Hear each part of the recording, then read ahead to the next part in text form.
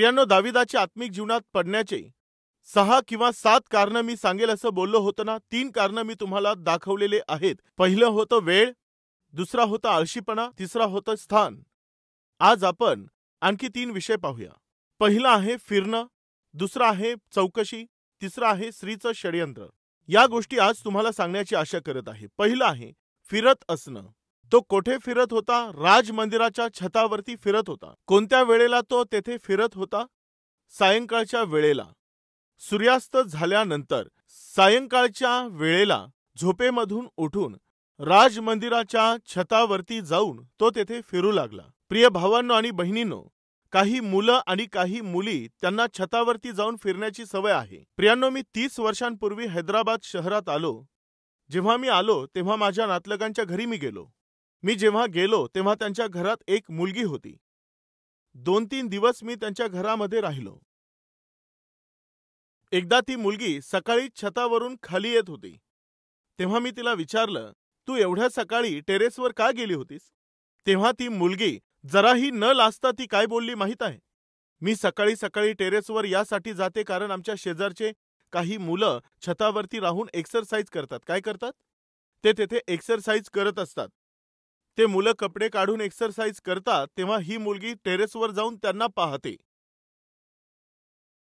जराही न लाजता ती मुलगी सांगत होती की मुलं जे आहेत ते टेरेसवरती कपडे काढून एक्सरसाइज करतात व ते पाहून फार मजा वाटते असं ती बोलत होती. आहेत का कुणी असे लोक आपल्यात जे घराच्या छतावर जाऊन एक्सरसाइज करणाऱ्या मुलांना, जॉगिंग करणाऱ्या मुलांना किंवा मुलींना पाहण्याची आशा करून तिकडे धाव घेणारे कुणी आहेत का? तर लक्षात घ्या, ही एक अशुद्धता आहे. माणसाच्या मनामधील कामुकता जेव्हा वाढत जात असते, त्या इच्छा जेव्हा वाढत जातात तेव्हा त्या इच्छा पूर्ण करण्यासाठी मनुष्य काहीही करण्यास तयार होतो. मी विचारतो, तुम्ही कसे लोक आहात? राजा जो आहे तो आपल्या राज मंदिराच्या छतावरती फिरत होता, परंतु आज तुम्ही कोठे फिरत आहात? कोठे जात आहात? दारूच्या अड्ड्यांभोवती तुम्ही अवतीभोवती फिरत आहात. घाणेरड्या जागांमध्ये, व्यसनांच्या जागेमध्ये जाऊन फिरत आहात. बॉयफ्रेंड सोबत वेळ घालवण्यासाठी पापी जागेंमध्ये तुम्ही फिरत आहात. गर्लफ्रेंड सोबत नको त्या ठिकाणी जाण्यासाठी, तुमच्यासोबत नोकरी करणाऱ्या गर्लफ्रेंड सोबत फिरण्यासाठी तुम्ही कोठे कोठे जात आहात, कोठे कोठे फिरत आहात. एकदा जरा थांबा, स्वतःला जरा प्रश्न करा, तुम्ही असे का फिरत आहात? सरळ नोकरीला जाऊन नोकरी सुटल्यानंतर सरळ घरी येण्याच्या ऐवजी तुम्ही नेमकं कोठे फिरत आहात? प्रियांनो, दाविदाला जेव्हा युद्ध केलं पाहिजे तेव्हा युद्ध न करता, देश जेव्हा संकटामध्ये पडलेला होता आणि जेव्हा त्याची प्रजा संकटात होती तेव्हा आपल्या प्रजेला वाचवायचं होतं, आपल्या देशाचं संरक्षण करायचं होतं. युद्ध तर चाललं होतं, परंतु दाविदाला तेव्हा काहीच सुचलं नाही. तुमचं कुटुंब समस्येमध्ये आहे, मुलांचं भविष्य समस्येत आहे, मुलीचं लग्न अडचणीमध्ये आहे, तरीही अनेकांना काही सुचत नाही. जेव्हाही पहा एखाद्या गाढवाप्रमाणे दारूच्या अड्ड्यांकडे तुम्ही फेऱ्या घालत आहात. व्यभिचार जिथे घडतो तेथे जाऊन तुम्ही भटकत आहात. तुमच्या घराची परिस्थिती काय आहे? घराची आर्थिक स्थिती काय आहे? घरामध्ये किती प्रकारच्या अडचणी आहेत? घरामध्ये मुलांचं भविष्य काय होत आहे याच्याशी घेणं देणं नाही. आहेत का कुणी असे निष्क्रिय भटकणारे लोक? तुमचं घर अडचणीत पडलं आहे, चहूबाजूने समस्या आल्या आहेत, कुटुंब तुटण्याच्या लागास आहे, विरोधक तुमच्या घरावर येत आहेत, तेव्हा कुटुंबाचं रक्षण करण्याची जबाबदारी तुमची आहे. आत्मिकतेत वाढवण्याची जबाबदारी तुमची आहे. आर्थिक गरजा भागवण्याची तुमची ती जबाबदारी आहे. मुलांच्या तब्येतीची काळजी घेण्याची जबाबदारी पती म्हणून तुमची आहे व पत्नी म्हणून तुमची जबाबदारी आहे. जेव्हा कुटुंबामध्ये अनेक समस्या येत आहेत, मुलं जेव्हा शिक्षण सोडून मनमर्जीचं जीवन जगत आहेत, जेव्हा तुमचं कुटुंब उद्ध्वस्त होण्याच्या लागास आलं आहे, तर तुम्ही अगदी बेजबाबदार होऊन, आवारा आणि भटके बनून एखाद्या दारुड्या आणि व्यभिचारी व्यक्तींप्रमाणे तुम्ही कधीपर्यंत जगणार आहात? ऐका, तुमच्या नकळतपणेच तुम्ही तुमच्या आयुष्यामध्ये एक भयंकर संकट ओढावून आणणार आहात. तुमच्या नकळतपणेच तुमच्या आयुष्यामध्ये तुम्हाला रडावं लागेल अशी भयंकर विपत्ती तुम्ही स्वतःवरती ओढावून घेत आहात. त्या दिवशी तो फिरत होता प्रियांनो. कोण? एक आत्मिक व्यक्ती. कोठे? छतावरती. तो तेथे फिरत होता. हे गरजेचं होतं का? देशाचं रक्षण केलं पाहिजे अशा वेळेमध्ये असं फिरणं गरजेचं होतं का? आपल्या प्रजेचं रक्षण करण्याच्या त्या वेळेमध्ये चक्रा मारणं गरजेचं होतं का? आज वचन ऐकणाऱ्यांमध्ये काही लोक असे फिरत आहेत. नको त्या ठिकाणामध्ये ते फिरत आहेत. मद्यधुंद होऊन ते फिरत आहेत. अशुद्ध कृत्य करण्यासाठी ते भटकत आहेत. सावध व्हा. हे चांगलं नाहीये.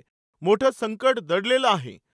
तुम्ही सावरू शकणार नाही असा हल्ला तो सैतान तुमच्यावर करेल, हे तुम्ही विसरू नका. दुसरं आहे स्त्रीचं षड्यंत्र. स्त्रीने केलेलं षड्यंत्र. ठीक आहे. एक स्त्री तेथे आंघोळ करत होती. आंघोळ करत असणारी ती स्त्री दाविदाला तेथे दिसून आली. बायबलच्या काही विद्वानांचं असं म्हणणं आहे की त्या राजमंदिरावरती काही सैनिक किंवा मग स्वतः राजा किंवा मग एखादा पुरुष फिरण्यासाठी येईल तेव्हा मी त्यांना दिसून येईल, या गोष्टीची समज जर एखाद्या स्त्रीच्या मनात असेल तर ती कधीही उघड्यावरती आंघोळ करणारच नाही. कितीही गरीब लोक असले तरी, आंघोळ करण्यासाठी एखाद्या झोपडीत जरी ते राहत असले तरी ते पडदे तरी लावत असतात. छोटं बाथरूम तयार करतात. भलेही झाडांच्या काड्यांपासून असेल, पण ते एक छोटंसं बाथरूम तयार करतात. भले कितीही लोक गरीब असू द्या. परंतु त्या छतावरती राजा फिरण्यासाठी येईल. राजाला फिरण्यासाठी ती जागा आहे. जर त्याने खाली पाहिलं तर मी त्याला दिसेल. ही गोष्ट जाणून घेऊन निश्चितपणे बेतशेबेने तिला आंघोळ करत असताना कोणीतरी पाहू नये याची योग्य ती खबरदारी घेतली पाहिजे होती. जर मी कोणाला आंघोळ करत असताना दिसले तर विनाकारणच माझ्याद्वारे मी राजाच्या परीक्षेचं कारण बनू शकेल. विनाकारणच माझ्यामुळे राजाचं जे मन आहे ते अशुद्ध होऊ शकेल. ते तर खूप चांगले महाराज आहेत. त्यांची साक्ष खूप चांगली आहे. त्यांचं चरित्र चांगलं आहे. सर्व देश व सर्व लोकांसाठी ते एक आधारस्तंभ आहेत असं म्हणतात. अशा त्या राजाला जर मला आंघोळ करताना त्यांनी पाहिलं तर परीक्षेमध्ये पडून काहीतरी वाईट घडेल हा विचार करून तिने योग्य खबरदारी घेतली पाहिजे. त्या गोष्टींचं भान ठेवून त्या स्त्रीने आंघोळ करत असताना योग्य ती खबरदारी घ्यायला पाहिजे होती. परंतु काय घडलं? जेव्हा राजाने खाली पाहिलं तेव्हा राजाला ती आंघोळ करताना दिसून आली. बायबलच्या काही विद्वानांचा असा अभिप्राय आहे हे त्या स्त्रीने रचलेलं षड्यंत्र होतं. तिला हे माहिती होतं की आंघोळ करत असताना राजाची नजर माझ्यावर पडेल. येथे जे युद्ध चाललेलं होतं, प्रिय भाऊ आणि बहिणींनो, सावधगिरीने लक्षात घ्या. राजाच्या घरामध्ये पत्नी होती, परंतु ती त्याच्यापासून अंतर राखत होती. बेतशेबेला पती होता, परंतु तो युद्धासाठी गेल्यामुळे तो तिच्यापासून दूर होता. येथे बेतशेबा आपल्या पतीपासून दूर होती आणि तिकडे दाविदाच्या पत्नीने दाविदासोबत अंतर ठेवलेलं आहे. अशा त्या परिस्थितीमध्ये इकडे दावीद एकटेपणाचं दुःख भोगत होता आणि तिकडे बेतशेबा जी होती ती एकटेपणात होती. जेव्हा ते दोघे असे एकटे होते तेव्हा असे वाईट विचार येणं हे स्वाभाविक आहे. कोणी कितीही धार्मिक पुरुष असेल किंवा मग धार्मिक स्त्री असेल, प्रियांनो, मी तुम्हाला असं म्हणणार नाही की आपण आपले हात वर करा, पण काय तुम्हापैकी कोणी एकटे राहत आहात का? नोकरीसाठी एकटे राहावं लागत आहे. पतीपासून तुम्ही एकटे राहत आहात. पत्नीपासून तुम्ही दूर एकटे राहत आहात. जर तुम्हाला एकटं राहण्याच्या परिस्थितीमध्ये तुम्ही असाल तर सावधता बाळगा.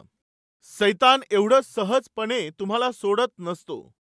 तो तुमच्या मनामध्ये वाईट विचार घेऊन येईल. पापी विचार तो तुमच्या मनामध्ये आणेल. तेव्हा पापमय ओळख आणि पापी अशी मैत्री तुमच्याद्वारे स्थापित होऊ शकेल. यामुळे सावध असा. कोणा एकटा राहणाऱ्या पुरुषासोबत किंवा एकट्या स्त्रीसोबत जेव्हा तुम्हाला बोलावं लागेल तेव्हा सावधता बाळगा. स्वतःसाठी मर्यादा घाला.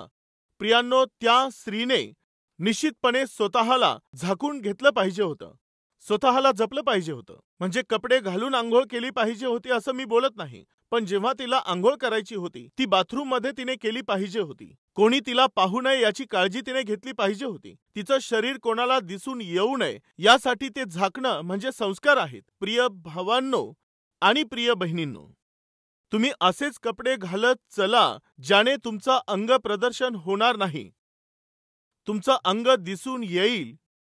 अशा प्रकारचे तंग कपडे घालून आपल्या अंगाचं प्रदर्शन करणं ते वचनाला धरून नाहीये.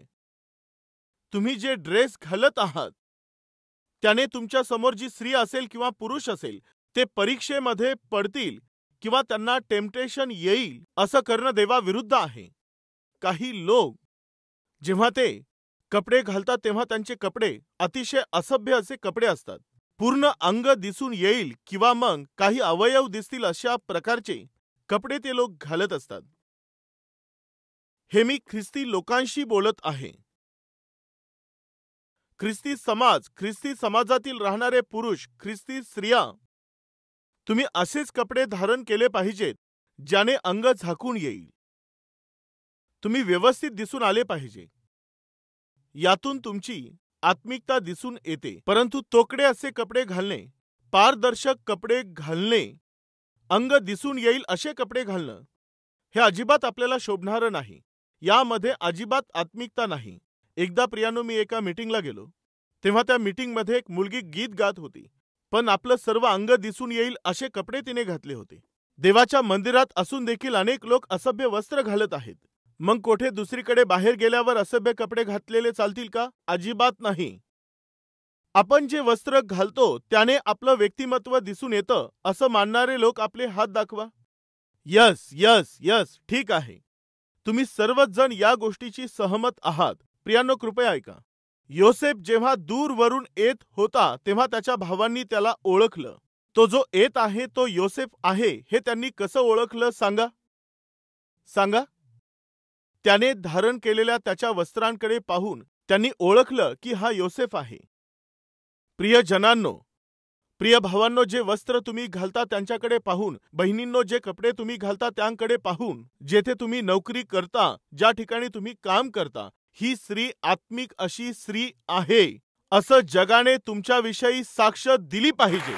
असं जीवन तुम्ही जगायचं आहे. प्रिय ख्रिस्ती विश्वासणाऱ्यांनो, तुम्ही जेव्हा चर्चमध्ये जाता, कामावरती जाता किंवा जेथेही तुम्ही जाल तेव्हा चांगले वस्त्र घालत चला, असभ्य वस्त्र नको. त्या दिवशी बेतशेबा जेव्हा ती स्त्री आंघोळ करत होती तेव्हा तिने स्वतःला लपवलं नाही. जेव्हा राजा छतावरती फिरत होता तेव्हा ती दिसून आली. ती दिसून येईल अशा प्रकारे ती आंघोळ करत होती. हे त्या स्त्रीचं षड्यंत्र होतं. त्या दिवशी त्या स्त्रीच्या षड्यंत्रामध्ये दावीद अडकला. आज आपल्यामध्ये असे कोणी आहेत का? काम करता त्या ठिकाणी कोणी स्त्री तुमच्या विरुद्ध षड्यंत्र करत आहे का? कोणी पुरुष तुम्हाला भुरळ घालत आहे का? त्या दिवशी योसेफाचा नाश करण्यासाठी पोटिफराच्या पत्नीने षड्यंत्र रचलं. दाविदाचं पतन करण्यासाठी बेतशेबेने जेव्हा ती आंघोळ करत होती त्यावेळेला ती दिसून येईल अशा प्रकारे तिने षड्यंत्र रचलं असं बायबलच्या काही विद्वानांचं एक मत आहे. प्रियांनो, मी विचारतो, कोणाला तरी भुरळ घालण्यासाठी, वश करण्यासाठी तुम्ही कट रचत आहात का? सावध व्हा. त्याने तुमच्या जीवनात कधीही न संपणारे कष्ट येतील. पहिला आहे तो फिरत होता, दुसरा आहे स्त्रीने केलेलं षड्यंत्र व तिसरा आहे चौकशी करणं. काय आहे चौकशी करणं? आंघोळ करत असणारी स्त्री जेव्हा त्याला दिसून आली तेव्हा दाविदाने लगेच काय केलं पाहिजे होतं? त्याने लगेच आपलं तोंड फिरवलं पाहिजे होतं. छे छे, आंघोळ करणाऱ्या स्त्रीकडे मी असं का पाहू? प्रिय भावांनो, ऐकत आहात का?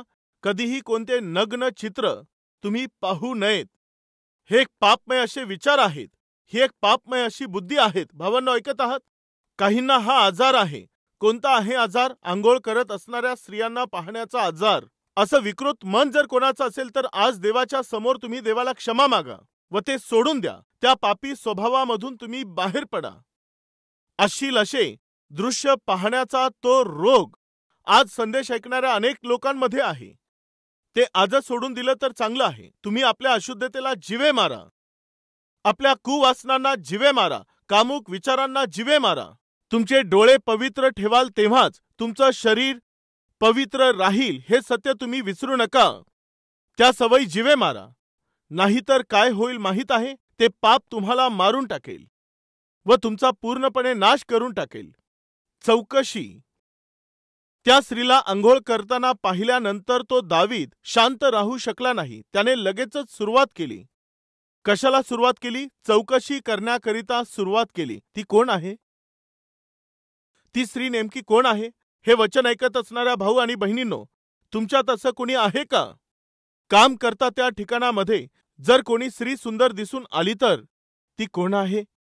तिचं नाव काय आहे? तिचं लग्न झालेलं आहे का? हा मुलगा कोठे राहतो? त्याचा फोन नंबर माहीत आहे? त्या मुलीचा फोन नंबर माहीत आहे का? तिचं लग्न झालेलं आहे का? ती कोठे राहते? ती कोणत्या बसने जात असते? तिचा ईमेल आयडी काय आहे? फेसबुक आयडी काय आहे? काय गरजेचं आहे का?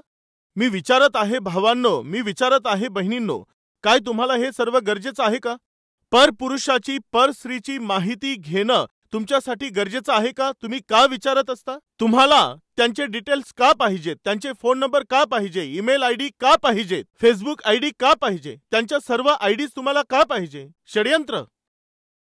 काहीतरी षडयंत्र डोक्यात चाललेलं आहे. कोणता तरी किडा तुमच्या डोक्यामध्ये फिरत आहे. कोणता आहे तो किडा? तो पापरूपी किडा आहे. अशुद्ध ते विचार आहेत.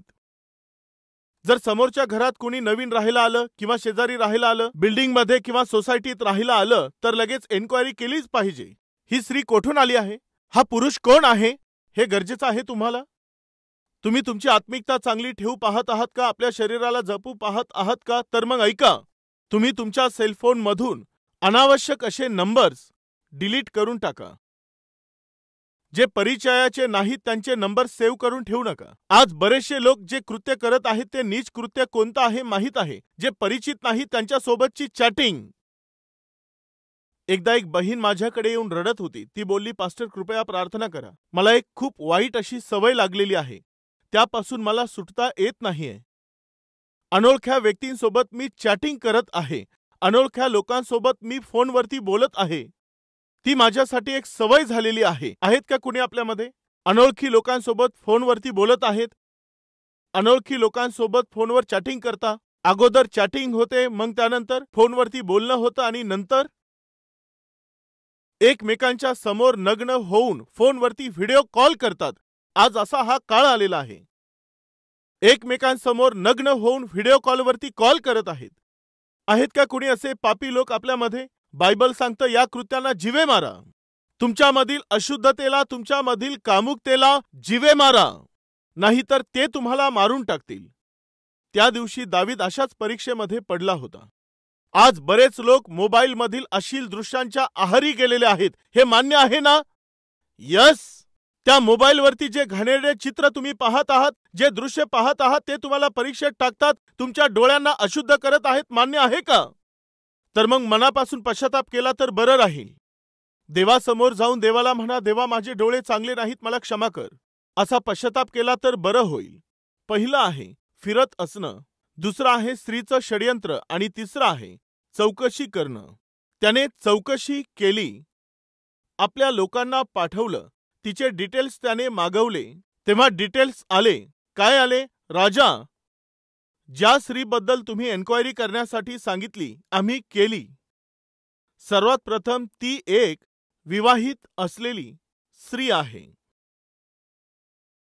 ती एक विवाहित स्त्री आहे.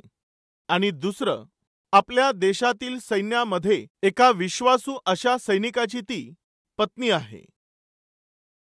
अच्छा, असं आहे का? छे छे, मी विनाकारणच वाईट विचार केला. मी फार वाईट विचार केला. माझ्याकडून मोठी चूक झाली.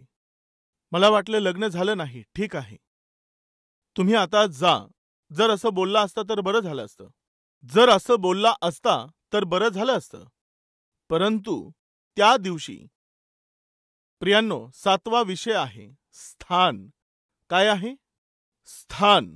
पहिलं काय होतं? वेळ. युद्ध करण्याच्या वेळेमध्ये तो युद्धासाठी गेला नाही. दुसरा आहे आळशीपणा. अवेळेला तो झोपून राहिला. तिसरं होतं स्थळ. ज्या ठिकाणी तो होता ते स्थळ होतं यरुशलेम नगर, पवित्र नगर. तेथेच पाप घडलं. चौथं आहे तो फिरत होता. आपल्या छतावरती तो फिरत होता. 5वं आहे स्त्रीचं षडयंत्र. व 6वं चौकशी करणं. सर्व माहिती त्याने मिळवली प्रियांनो. तेव्हा खरं तर दाविदाने काय केलं पाहिजे होतं माहीत आहे? ती तर लग्न झालेली स्त्री आहे. तिला पती देखील आहे. तिचा पती नीतिमान व्यक्ती आहे. तो प्रामाणिक व्यक्ती आहे. माझ्या सेवेतील अतिशय विश्वासू आहे. छे छे, त्याच्यासोबत मी असा विश्वासघात करणार नाही. हा विचार केला असता तर बरं झालं असतं, पण नाही विचार केला.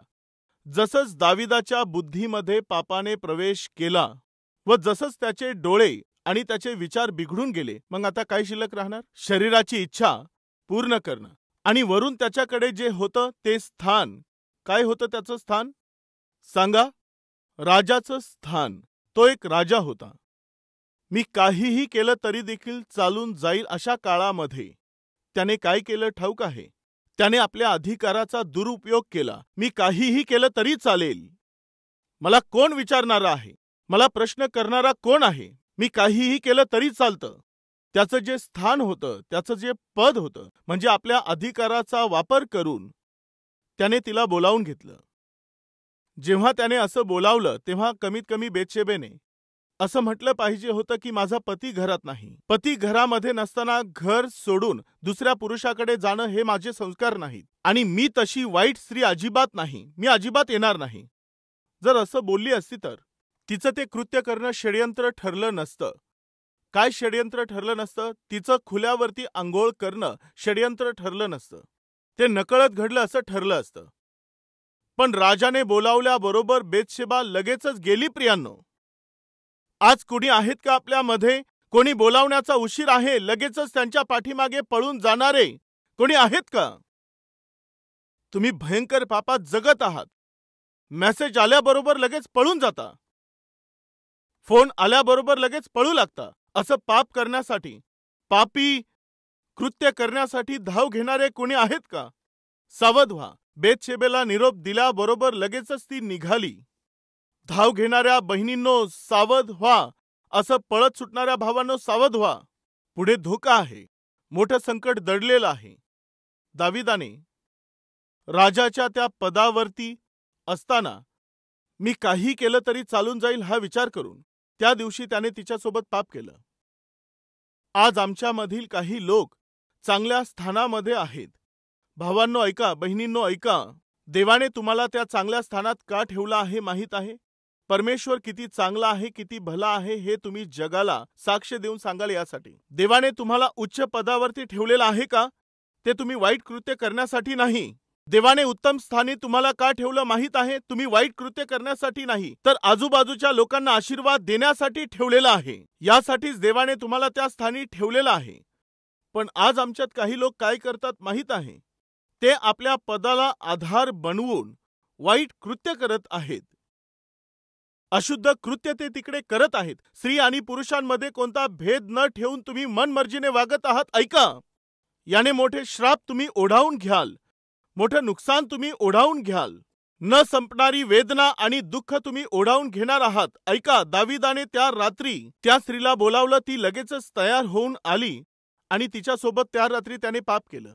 परंतु ऐका, त्या रात्री दाविदाने ते पाप केल्यानंतर त्याच्या मरेपर्यंत त्या रात्री त्याने केलेल्या पापाबद्दल जो दंड त्याला मिळाला तो आयुष्यभर भोगावा लागला. एका देवाच्या दासाने असं म्हटलं, त्या रात्री म्हणजे ज्या रात्री दाविदाने पाप केलं त्या वेळेपर्यंत दाविदाच्या जीवनात जे सामर्थ्य होतं ते देवाचं सामर्थ्य त्यानंतर त्याने आपल्या जीवनात कधीही पाहिलं नाही. बायबल आपल्याला सांगतं की पाप हे तुम्हाला क्षणिक सुख मिळवून देतं, परंतु भयंकर असा कायमस्वरूपीचा श्राप देऊन जातं.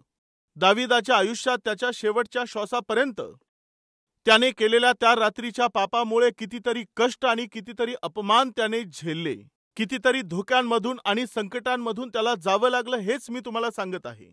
बऱ्याच लोकांचे हे विचार आहेत, माझ्याकडे अधिकार आहे यामुळे काही केलं तरी चालेल, मला कोणी विचारणार नाही. आहे, त्याचं नाव आहे प्रभू येशू ख्रिस्त.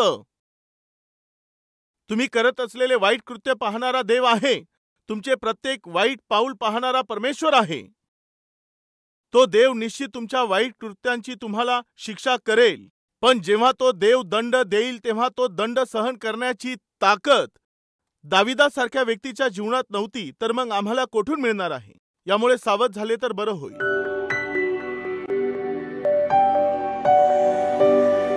पवित्र परमेश्वर बापा, सरळ आणि स्पष्टपणे तू आम्हाशी बोललेला आहेस. देवा, दाविदासारख्या मोठ्या धार्मिक व्यक्तीने, तुझ्या मनासारख्या असणाऱ्या व्यक्तीने, तो पत्नीपासून दूर होता व ती स्त्री पतीपासून दूर होती. तेव्हा या दोघांनी मिळून भयंकर असा व्यभिचार केला व त्यामुळे मोठा प्रसंग ओढावला गेला. त्यांच्या जीवनामध्ये गोंधळ निर्माण झाला. आज जर आमच्यामध्ये कोणी हे परमेश्वरा पतीपासून दूर राहून, पत्नीपासून दूर राहून जर ते लोक परक्या लोकांना आपल्या जीवनात जवळ करून, आपल्या आयुष्यात पाप करून, आपल्या जीवनाला जर कोणी गोंधळात टाकलेलं असेल तर देवा या वेळेला ते तुला क्षमा मागत आहेत. देवा तू प्रत्येकाला क्षमा कर. आमच्यात कोणतीही धार्मिकता नाही, कोणतंही चांगुलपण नाही. देवा तू आम्हाला कृपया क्षमा कर. आम्ही केलेले वाईट कृत्य काय आहे तुला ठाऊक आहे. आम्ही जे पाप केलं आहे ते तुला माहिती आहे. देवा सर्व काही जाणणारा तू देव आहेस. आम्हाला क्षमा करण्यासाठी तू सक्षम आहेस हे आम्हाला ठाऊक आहे. बापा आम्हाला क्षमा कर.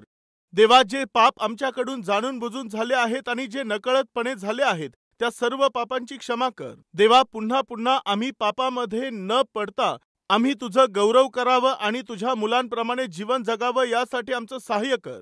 येशूच्या नावाने प्रार्थना मागतो बापा. आमेन.